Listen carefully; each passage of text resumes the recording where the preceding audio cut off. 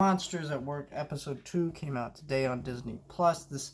Episode this episode was kind of more introduction to our kind of handyman people. It had a very generic feel to this episode because basically it's your typical plot where a character is really annoyed by some other characters, thinks they're useless, and then realize, oh, they're not so useless, and then grows appreciation for them. And that's a generic story. That's not the problem with this episode. The problem with this episode is these characters are very annoying throughout this episode, and they're not going to be annoying as they are in this episode throughout the rest of the series, but they're made to be extra annoying in this episode because they're annoying the main character. But it's like they do such a good job at it that they're not just annoying the main character, they're annoying the audience, and it's really irritating. And I really did not like this episode for that reason. Also, you could tell some of the more kiddie aspects in this episode. The first episode tried to act a little bit more sophisticated, but this episode kind of shows you a little bit of the issues going on here. Like this episode starts with like Tyler, who is someone who is adult, being driven by his mom and being kissed. Now that's like something you would see in a high school movie or a middle school movie. This is someone who graduated college and is an adult. And I get it, they're trying to appeal to kids and stuff, but it's like,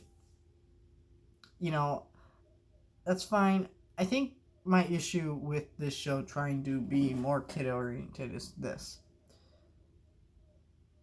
It is okay for there to be shows and movies that are not aimed at adults and kids, or adults and just kids. Just kids. Only kids. Right? That's okay. It's annoying, though, when it's a property that adults like and latch onto and want to see continued.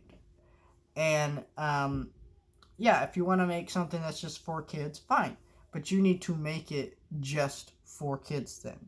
And you can't, base it on a movie like Monsters, Inc. or whatever that,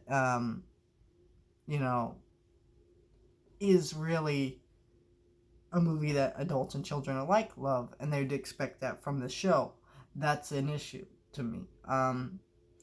But I don't know if it's going to be an issue throughout the whole show. I think this episode just had a little bit too kiddie of a vibe, but maybe it's not going to be an issue through the show. I'm definitely going to watch all the episodes and review them for you guys. But I did think this episode was a bit weaker for how annoying they made the side characters, who I was hoping to like a bit more because I really enjoyed the voice talents behind those characters. I like some of their designs and stuff. And some of them were pretty funny in this episode. And there were some good gags in this episode, but it didn't grab me the way the first episode did. So, yeah.